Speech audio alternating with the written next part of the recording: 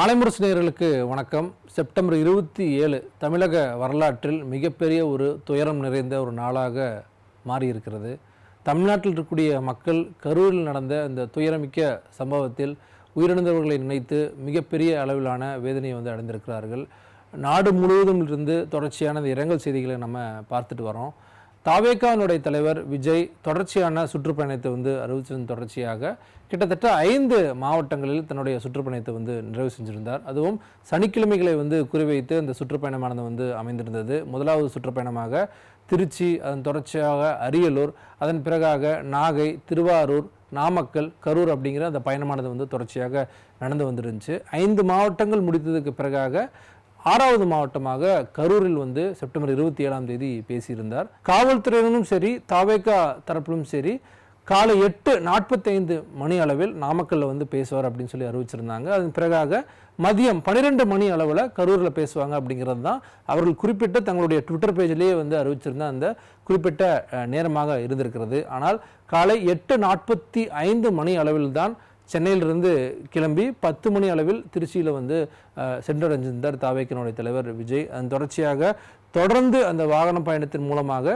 12:01 மணி அளவில் நாமக்கலுக்கு சென்றிருந்தார். அங்கே குழுமியிருந்த ஆயிரக்கணக்கான தொண்டர்கள் பொதுமக்கள் மத்தியில் தன்னுடைய அந்த அரசியல் பேச்சை நிகழ்த்தியிருந்தார். அதன் தொடர்ச்சியாக எப்படி ஏதும் கரூருக்கு மாலை ஒரு 5 மணி அளவிலாவது சேர்ந்துருவார் அப்படிங்கிற எதிர்பார்ப்புகள்லாம் இருந்த நிலையில் அந்த எதிர்பார்ப்புகள் எல்லாமே கடந்து கிட்டத்தட்ட ஒரு 7:30 மணி அளவுக்கு தான் கரூரை அவர் சென்றடைஞ்சார் அப்படிங்கிறத விஷயத்தை பார்க்க வேண்டியதாக இருக்கிறது. குறிப்பிட்டு விஜய் அவர்கள் கரூரில் பேச தொடங்கியதுமே காவல்துறையினருக்கு தன்னுடைய நன்றிகளை தெரிவிச்சிருந்தார். காரணம் என்ன அப்படின்னா, 5 மாவட்டங்களில் பார்க்கும்போது காவல்துறையினர் அவருடைய வாகனத்துக்கு முன்பு வந்ததை நம்ம பார்க்கவே முடியல. ஆனால் கரூரில் மட்டும் குறிப்பிட்ட பகுதியில் இருந்தே காவல்துறையினர் அங்கே இருக்கக்கூடிய அந்த க்ரௌடு மக்களை கொஞ்சம் அப்புறப்படுத்தியதுக்கு பிறகாக வாகனம் எளிமையாக வருவதற்கான அந்த பாதையை அமைச்சு கொடுத்துருந்தாங்க.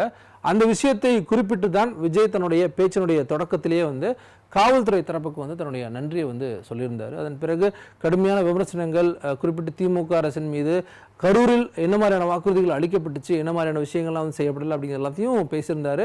முப்பெரும் விழாவை கடுமையாக விமர்சனம்லாம் செய்து பேசியிருந்தார். அவர் பேசும்போதே அங்கே ஏதோ ஒரு அசம்பாவிதம் நடந்திருக்கு அப்படிங்கிறத நம்ம புரிஞ்சுக்க முடிஞ்சிச்சு. குறிப்பிட்டு வீடியோக்கள் மற்றும் காட்சிகளே அது சொல்லக்கூடியதாக இருந்துச்சு. அவர் பேசும்போதே இந்த ஆம்புலன்ஸுகள் தொடர்ச்சியாக இந்த குறிப்பிட்ட பகுதியை கிராஸ் பண்ணுறதுக்கான விஷயத்தை நம்ம பார்க்க முடிஞ்சிருந்துச்சு. அவரும் அவருடைய மைக்கில் கேட்டார், என்ன தாவேகா கொடி போட்ட ஆம்புலன்ஸ் எல்லாமே போயிட்டு இருக்கேன் அப்படின்ட்டு. ஆனால் நம்ம காலையிலிருந்து நம்ம பார்த்த விஷயம் என்ன அப்படின்னா, குறிப்பிட்டு நம்ம பார்க்க வேண்டியது என்ன அப்படின்னா, தாவேகாவினுடைய கொடி பொருந்திய அந்த ஆம்புலன்ஸுகள் தயார் நிலையில், அதாவது ஒரு அசம்பாவிதமோ இல்லை மக்களுக்கு ஒரு மருத்துவ தேவை வேணும் அப்படின்னா உடனடியாக அதை அந்த ஆம்புலன்ஸுகளை பயன்படுத்தி மருத்துவமனைக்கு அழைத்து செல்லணும், இல்லை முதலுதவி கொடுக்கணுங்கிற அடிப்படையில் ஆம்புலன்ஸுகள் தயார் செய்ததை நம்ம காலை நேரம் இந்த வீடியோ காட்சிகளாக பார்த்துருந்தோம். அந்த ஆம்புலன்ஸுகள் தொடர்ச்சியாக வர தொடங்குது. அவர் அந்த மைக்லேயே சொல்கிறார். அதன் பிறகு அடுத்த ஒரு விஷயம் நம்ம என்ன பார்க்கணும் அப்படின்னா, விஜய் அவர்கள் பேசுவதற்கு மிக அருகிலேயே கீழிருந்து தொண்டர்களோ இல்லை மக்களோ தண்ணீர் நீங்கள் கொடுங்கன்னு சொல்லி கத்த தொடங்குறாங்க. அங்கிருந்து இன்று காலை, அதாவது செப்டம்பர் 28 காலை வந்த விஷயம் என்ன நம்ம புரிஞ்சுக்க முடியுது அப்படின்னா, விஜய் அவர்கள் பேசும்போதே அங்கே கிட்டத்தட்ட 4-5க்கும் மேற்பட்ட மக்கள் ரொம்பவே ஒரு சீரியஸான கண்டிஷனில் அங்கே இருந்திருக்காங்க அப்படிங்கிறது அந்த விஷுவல் மூலமாக நாம் புரிந்து கொள்ள வேண்டியதாக இருக்கிறது. அதுலேயும் நம்ம குறிப்பிட்டு பார்க்க வேண்டியது என்ன அப்படின்னா, நான் சொன்னது மாதிரியே இங்கே இருந்து தன்னுடைய உதவியாளர்களிடமிருந்து அந்த வாட்டர் பாட்டிலை வாங்கி விஜய் அவர்கள் 2-3 வாட்டர் பாட்டிலை கீழே வீசுறாரு. அது மட்டும் இல்லாமல் உதவியாளரும் வீசுகிறாங்க. ஆதவ் அர்ஜுனாவும் அந்த அங்கே இருக்கக்கூடிய மக்களுக்கு தொடர்ச்சியாக அந்த வாட்டர் பாட்டிலை வீசக்கூடியதை பார்க்குறோம். இருந்த போதிலும் கூட ஒரு கேப் விட்டதுக்கு பிறகாக அங்கே இருக்கக்கூடிய உதவியாளர்கள் கிட்ட உடனடியாக ஆம்புலன்ஸ் வர சொல்லுங்க அப்படின்னு சொல்லி அந்த ஒரு அர்ஜென்சியும் விஜய் அவருடைய பேச்சில் தெரிஞ்சிருந்துச்சு. இந்த விஷயம் நடக்கும்போது மீண்டும் தன்னுடைய பேச்சை தொடங்குறாரு. அதில் முன்னாள் அமைச்சர் செந்தில் பாலாஜி மீதான அட்டாக்லாம் இருந்துச்சு. அதுக்கப்புறம் இந்த பேச்சை நிறைவு செஞ்சிடறாரு. அந்த டைமில் ஒரு குழந்தையினுடைய பெயரை குறிப்பிட்ட ஆதவ் அர்ஜுனா குறிப்பிடுறாரு. உடனடியாக அவரை மீட்டு தருமாறு விஜயும் அதை அனௌன்ஸ் பண்ணுறாரு. அந்த டைமில் காவல்துறையினுடைய கைகள் கட்டப்பட்டிருக்கா அப்படின்லாம் பேசுகிறாரு. அதை எப்படி நம்ம பொருத்தி பார்க்குறதுன்னு தெரில. இந்த விஷயங்கள் நடந்ததுக்கு பிறகாக சமூக வலைதளங்களில் தொடர்ச்சியான அந்த விஷுவல்ஸ் எல்லாம் நம்ம பார்த்துட்டு இருக்கோம்.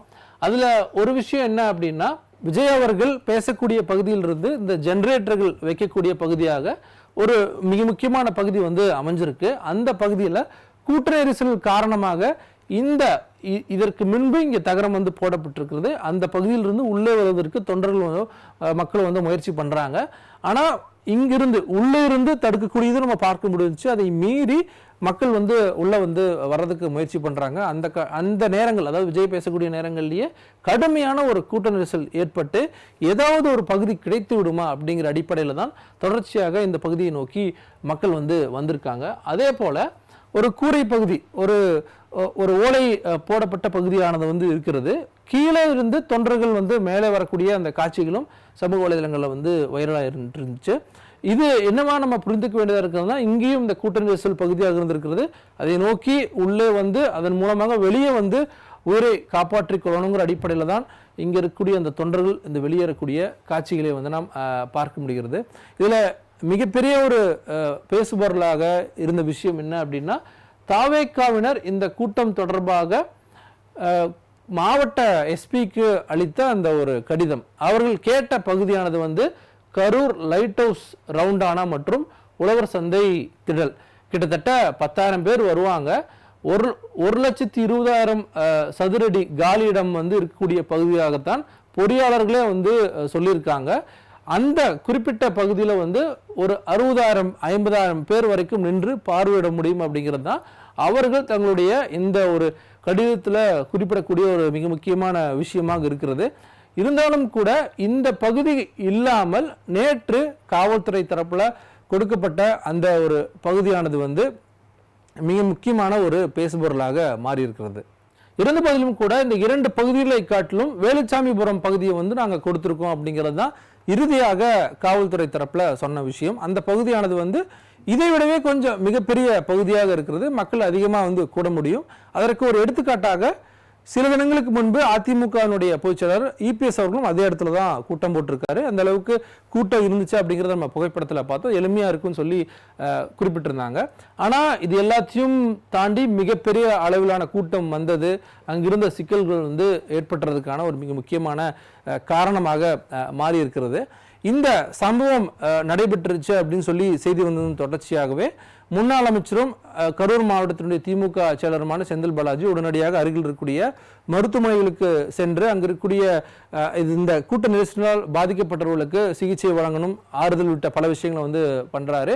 அதன் தொடர்ச்சியாகவே தமிழ்நாட்டுடைய முதலமைச்சர் மு.க. ஸ்டாலின் அந்த சம்பவம் நடந்ததும் தொடர்ந்து இந்த செய்தி வந்ததும் தொடர்ச்சியாக உடனடியாக தலைமைச் செயலகத்துக்கு வந்து விரைகிறார். அங்கு இருக்கக்கூடிய அதிகாரிகளுடன் மற்றும் மூத்த அமைச்சர்களுடன் வந்து ஆலோசனை வந்து மேற்கொண்டுட்டு இரவே வந்து நான் வந்து திருச்சி போறேன் அப்படிங்கிற அறிவிப்பானது வந்து வருது. குறிப்பிட்ட காலகட்டத்தில் அமைச்சர்களான மா சுப்பிரமணியம், அன்பில் மகேஷ் பொய்யாமொழி ஆகிய இருவரும் வந்து உடனடியாக திருச்சிக்கு வந்து விரையணும் அப்படிங்கிற அந்த ஒரு அறிவிப்பு வந்து வெளியிடுறாங்க, உத்தரவு வந்து வெளியிடுறாங்க. அதே போல திண்டுக்கல் மற்றும் திருச்சியினுடைய மாவட்ட கலெக்டர்கள் உடனடியாக கரூர் பகுதிக்கு வந்து விரையணுங்க அந்த அறிவிப்பு வெளியிடப்படுகிறது. மருத்துவர்கள், அண்டை மாவட்டத்தில் இருக்கக்கூடிய மருத்துவர்கள், விடுமுறையில் சென்றிருக்கக்கூடிய மருத்துவர்கள், மருத்துவ பணியாளர்கள் உடனடியாக கரூர் மருத்துவமனைக்கு வந்து விரைந்து வரணும் அப்படிங்கிற அந்த ஒரு அறிவுறுத்தலுமானது வந்து விடுவிக்கப்படுகிறது. இதில் குறிப்பிட்டு அடுத்த கட்டமாக நம்ம என்ன பார்க்கணும் அப்படின்னா, நள்ளிரவு தொடங்கி தொடர்ச்சியான மீட்பு பணிகள், அதே போல பாதிக்கப்பட்டவர்கள் கிட்டத்தட்ட 60-70க்கும் மேற்பட்டவர்களுக்கு வந்து தொடர்ச்சியாக தீவிர சிகிச்சை அப்படின்ட்டு கரூர் அண்டை மாவட்டங்களுக்கு வந்து அந்த பாதிக்கப்பட்டவர்கள் வந்து அனுப்பி வைக்கப்படுகிறார்கள். முதலமைச்சர் அந்த நள்ளிரவு திருச்சி சென்றதுக்கு பிறகாக அங்கே மருத்துவமனையில் இருந்தவர்களுக்கு வந்து ஆறுதல் தெரிவிச்சிருந்தாரு. அதன் தொடர்ச்சியாக இறந்தவர்களுடைய உடலுக்கும் அவர்களுடைய உறவினர்களுக்கும் வந்து தன்னுடைய இரங்கலையும் தன்னுடைய ஆறுதலையும் வந்து தெரிவித்த காட்சிகள் நம்ம பார்த்துருந்தோம். அதன் பிறகாக முதலமைச்சர் பத்திரிகையாளர்களை வந்து சந்திச்சிருந்தாரு. குறிப்பிட்ட இந்த காலகட்டத்தில் கரூரில் தன்னுடைய பிரச்சாரத்தை முடித்து திருச்சி வந்தடைந்த தாவேக நாடு தலைவர் விஜய் பத்திரிகையாளரை சந்திப்பார், இது தொடர்பாக பேசுவார் அப்படின்ட்டு எதிர்பார்க்கப்பட்டிருந்துச்சு. அது வரைக்குமே எந்த ஒரு ட்விட்டும் வரல. அந்த குறிப்பிட்ட நேரத்தில் எந்த விதமான சந்திப்பும் நடத்தாமல் அவர் வந்து நேரடியாக விமான நிலையத்துக்குள்ள சென்றுட்டாரு. அந்த ட்விட்டர் பதிவில் வந்து கனத்த இதயத்தோட வந்து நான் இருக்கேன் அப்படிங்கிற அந்த விஷயத்தை வந்து பகிர்ந்திருந்தாரு. அதன் தொடர்ச்சியாக அவர் நேரடியாக சென்னைக்கு வந்திருந்தார். சென்னையிலையும் வந்து பத்திரிகையாளர்களை சந்திக்கல. முதலமைச்சருடைய இந்த பயணம், முதலமைச்சருடைய நேரடி இந்த கரூரினுடைய விசிட் எல்லாமே நடந்ததுக்கு பிறகாக அதிகாலை நேரங்களில் எதிர்க்கட்சி தலைவர் எடப்பாடி பழனிசாமி நேரடியாக கரூர் அந்த மருத்துவமனைக்கு வந்து அங்கே இருக்கக்கூடிய சிகிச்சை பெற்றவர்களுக்கு வந்து ஆறுதல் வந்து தெரிவிச்சிருந்தார். உயிரிழந்தவர்களுடைய குடும்பத்திற்கு தன்னுடைய ஆறுதலையும் வந்து வருத்தத்தையும் வந்து தெரிவிச்சிருந்தார். அவர் பத்திரிகையாளர்களை சந்திக்கும் போது இந்த குறிப்பிட்ட தாவேக்கானுடைய கட்சிக்கு கடந்த காலங்களில் எந்த மாதிரியான கூட்டம் வந்திருக்கு, அதன் அடிப்படையில் இந்த கூட்டத்தை வந்து கட்டமைச்சிருக்கணும், காவல்துறையினுடைய பாதுகாப்பு வந்து சரியாக வகையில் வந்து இருக்கணும் அப்படிங்கிற அந்த ஒரு விஷயத்தையும் வந்து குறிப்பிட்டிருந்தாரு. கடுமையான விமர்சனங்கள், ஆளும் தரப்பு சரியான பாதுகாப்புகள்லாம் கொடுக்கல அப்படிங்கிற அந்த விமர்சனத்தையும் வந்து திரு இபிஎஸ் அவர்கள் வந்து வச்சிருந்தாரு. அந்த தொடர்ச்சியாக திருநெல்வேலி துபாய்க்கு சென்றிருந்தார். அந்த பயணத்தை பாதியிலேயே வந்து முடித்துக்கொண்டு நேரடியாக திருச்சிக்கு வந்து அங்கேயும் தொடர்ச்சியாக அங்கே இருக்கக்கூடிய மக்களை வந்து சந்திச்சிருந்தாரு. அவர் பத்திரிகையாளர்களை சந்திக்கும் போது கூட்டம் எந்த அளவுக்கு கூடுதோ அதை வந்து கட்டுப்படுத்தக்கூடிய நபராக அந்த கட்சியினுடைய தலைவர் வந்து இருக்கணும் அப்படின்னு சொல்லி அந்த ஒரு தன்னுடைய பார்வையை வந்து முன் வச்சிருந்தாரு. அதே போல துணை முதலமைச்சர் உதயநிதி ஸ்டாலினுடைய அந்த பத்திரிகையாளர் சந்திப்புகள்லாம் பார்த்ததுக்கு பிறகாக குறிப்பிட்டு கரூர் அந்த பகுதியில் இருக்கக்கூடிய மக்களுடைய பல்வேறு பேட்டிகள் வந்து நம்ம பார்க்க முடிந்தது. அதில் ஒரு குறிப்பிட்ட விஷயம் என்ன அப்படின்னா, விஜய் அவர்கள் தொடர்ச்சியாக அந்த குறிப்பிட்ட ஸ்பாட்டுக்கு வர்றதுக்கு முன்பாகவே மக்களை நோக்கி, அதாவது அந்த வேனுடைய மேல் பகுதியில் ஏறி மக்களை நோக்கி கையசிருந்தாருன்னா மக்கள் எளிமையாகவே வந்து கடந்து போயிருப்பாங்க. அவருடைய அந்த வண்டியினுடைய ஷட்டர் மூடப்பட்டிருந்ததன் காரணமாகத்தான் மக்கள் விஜய் பார்க்க வேண்டிய அந்த ஒரு ஆர்வத்தில் அந்த குறிப்பிட்ட பகுதியை நோக்கி வரவும் அங்கே மிகப்பெரிய ஒரு தள்ளுமுள்ளானதை வந்து நடந்துச்சு அப்படிங்கிற அந்த விஷயத்த அங்கே கரூர் இருக்கக்கூடிய நபர்கள் வந்து சொல்லியிருந்தாங்க. அதே போல் அந்த குறிப்பிட்ட நேரத்தில் மின் தடையானது வந்து இருந்துச்சு, அதுவும் வந்து ஒரு மிகப்பெரிய ஒரு சிக்கலாக மாறி இருந்துச்சு அப்படிங்கிற அந்த ஒரு குற்றச்சாட்டை எதிர்க்கட்சி தலைவர் இபிஎஸ் வந்து சொல்லியிருந்தாரு. திருச்சியில் நடந்த கூட்டத்தின் போதும் அந்த மின் இணைப்பு துண்டிக்கப்பட்டதை வந்து திருவாரூரில் பேசும்போது விஜய் அவர்கள் கடுமையான ஒரு விமர்சனமாக முன் வச்சிருந்தாரு. குறிப்பிட்டு திமுக அரசு வந்து தன்னை பார்த்து பயப்படுது அப்படிங்கிற விமர்சனம்லாம் வச்சிருந்தாரு. ஆனால் மின் இணைப்பு துண்டிக்கப்படாமல் இருந்திருந்தால் ஆர்வ மிகுதியில் பலரும் வந்து அந்த டிரான்ஸ்ஃபார்மர் மேலாம் ஏறுறாங்க அப்படிங்கிற அடிப்படையில் தான் வந்து இந்த மின் இணைப்பு துண்டிக்கப்பட்டிருந்துச்சு அப்படிங்கிற அந்த ஒரு விளக்கத்தையும் வந்து கொடுத்திருந்தாங்க. இதன் தொடர்ச்சியாகத்தான் கரூரிலிருந்து பல்வேறு விமர்சனங்கள், பல்வேறு கருத்துக்கள் வந்து வந்துட்டு இருக்கு. ஒரு பக்கம் சரியான பாதுகாப்புகள் வந்து வழங்கப்படலை அப்படிங்கிறதும், இன்னொரு பக்கம் விஜய் தரப்புல எந்த விதமான விமர்சனமும் இல்லை, அவர்கள் வந்து சரியான முறையில் வச்சுருந்தாங்க, காவல்துறையில் தான் வந்து சரியான முறையில் பாதுகாப்பு கொடுக்கல, சரியான ஒரு அறிவுறுத்தல் வந்து கொடுக்கல அப்படிங்கிற அந்த ஒரு விமர்சனமும் வந்து தொடர்ச்சியாக பார்க்க முடிகிறது. சோசியல் மீடியாவில் அந்த விவாதம் இருந்தாலும் கூட கரூரில் அந்த சம்பவம் நடந்த பகுதியிலேயே இருவேறான கருத்துக்களையும் வந்து மக்கள் பேசக்கூடியதை வந்து அங்கிருந்து நம்முடைய செய்தியாளர்கள் தொடர்ச்சியாக செய்திகளாக பதிவு பண்ணிட்டு வராங்க. இதே காலகட்டத்தில் தான் தமிழக அரசு சார்பில் உயிரிழந்தவர்களுடைய குடும்பத்திற்கு 10 லட்சம் அறிவிக்கப்பட்டிருந்துச்சு. அதே போல தாவேகா தரப்பிலிருந்து 20 லட்சம் ரூபாய் வந்து நிவாரண நிதியாக வந்து அறிவிச்சிருந்தாங்க. பிரதமர் மோடி அவர்கள் 2 லட்சம் ரூபாய் வந்து அறிவிச்சிருந்த அந்த விஷயங்களை பார்த்திருந்தோம். குடியரசுத் தலைவர் தொடங்கி பிரதமர் மோடி தொடங்கி அதே போல தமிழ்நாட்டுடைய ஆளுநர் வரைக்கும் பலரும் தங்களுடைய இரங்கல் செய்தியை வந்து பதிவு பண்ணியிருந்தாங்க. அதே போல தாவேகா தரப்பிலிருந்து இதை அடுத்த கட்டமாக எப்படி எடுத்துட்டு போக போறாங்க அப்படிங்கிற ஒரு விஷயம் வந்து உற்று நோக்கக்கூடியதாக இருக்கிறது. இதில் தாவேகாவுடைய தலைவர் விஜய் அவருடைய வீட்டுக்கு பலத்த போலீஸ் பாதுகாப்பானது வந்து போடப்பட்டிருந்துச்சு. அதே காலகட்டங்களில் தான் தாவேகாவுடைய கரூர் மேற்கு மாவட்ட செயலாளர், அதே போல தாவேகா பொதுச் செயலாளர் புஷி ஆனந்த், தாவேகாவுடைய துணை பொதுச் செயலாளர் சிடிஆர் நிர்மல்குமார் உள்ளிட்டோர் மீது வந்து வழக்கு பதிவும் வந்து செய்யப்பட்டிருக்கிறது. பல்வேறு பிரிவுகளில் இந்த வழக்கு பதிவானது வந்து செய்யப்பட்டிருக்கிறது. பிணையில் வெளிவர முடியாத அந்த பிரிவில் கீழ் வந்து வழக்கு பதிவானது வந்து செய்யப்பட்டிருக்கிறது. இதே காலகட்டங்களில் தாவேகா தரப்பு நீதிமன்றத்தை வந்து நாடி இருக்கிறாங்க. இதில் வந்து மிகப்பெரிய ஒரு சதி வந்து நடந்திருக்கு. கரூரில் கூட்டம் நடைபெறும் போது கற்கள் வந்து தாவேகாவுடைய தலைவர் விஜய் மீது வீசப்பட்டிருக்கிறது அப்படிங்கிற அந்த ஒரு குற்றச்சாட்டு வந்து முன் வச்சிருக்காங்க. சிபிஐ விசாரணையும் வந்து கோரப்பட்டிருக்கு. பல்வேறு தலைவர்களும் வந்து சிபிஐ விசாரணை வந்து கோரியிருக்காங்க. உரிய முறையில் இந்த விஷயமானது வந்து விசாரணைக்கு எடுத்துக்கொள்ளப்படணும் அப்படிங்கிற அந்த விஷயத்தையும் வந்து குறிப்பிட்டிருக்காங்க.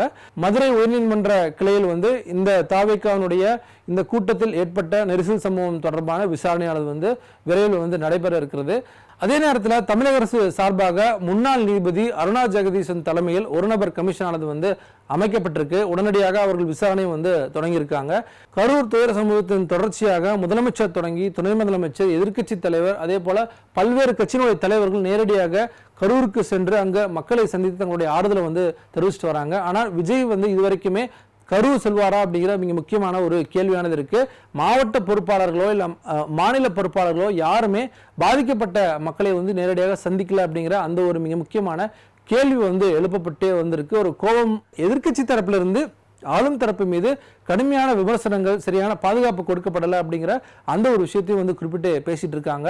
பாதிக்கப்பட்ட மக்கள் அதே போல தங்களுடைய நெருங்கிய நபர்களை இழந்தவர்களுடைய அந்த துயரத்தினுடைய காட்சிகள் நமக்கு பார்க்கும்போது மிக பெரிய அளவிலான ஒரு வேதனையை வந்து உண்டாக்குது.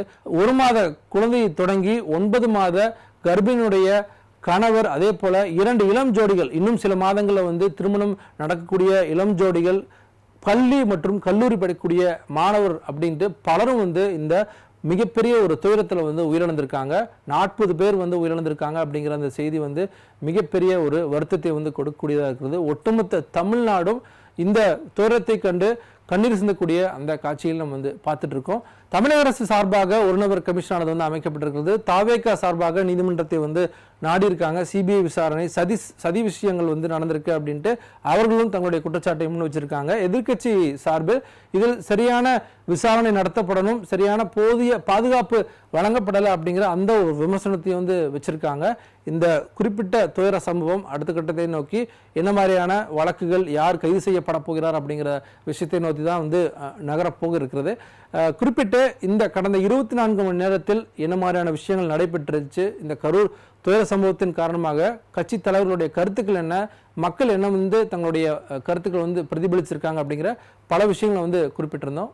நன்றி, வணக்கம்.